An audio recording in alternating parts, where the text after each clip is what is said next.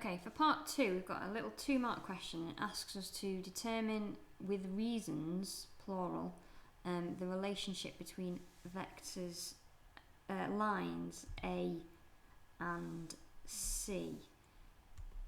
These two lines here. Specifically, they're after the relationship between these two direction vectors here. Now, if it's asking you about a geometrical relationship, chances are they're either going to be parallel or they're going to be skew. Sorry, not skew, perpendicular.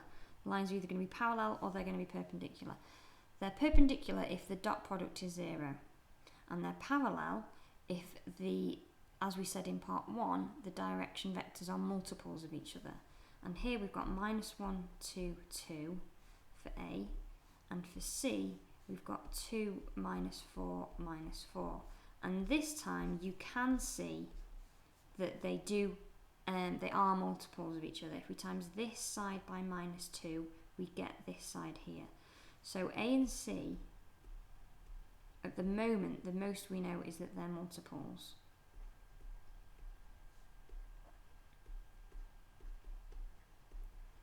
And therefore parallel.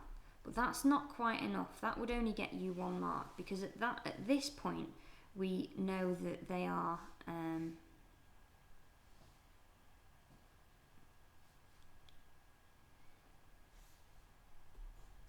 parallel.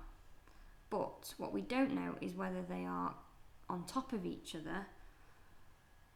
They're either the same line or they're not the same line, they're parallel.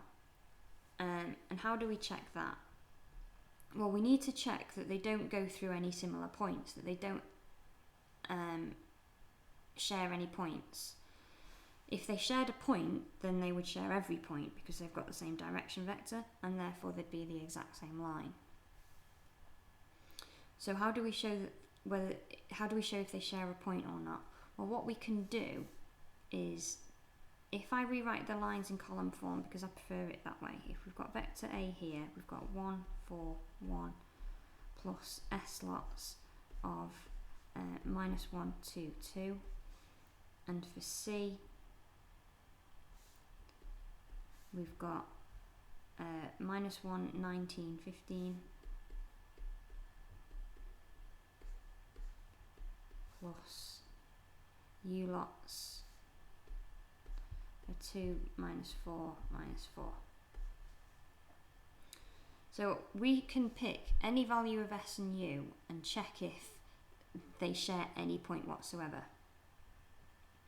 So if, for example, I set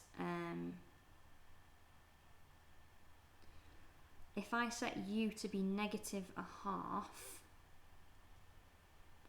and S to be, no, let's set U to be +1/2 and S to be 1, that will give me an X component of 0. I'll get -1 plus 1 here, which is 0, and I'll get 1 minus 1 here, which is 0.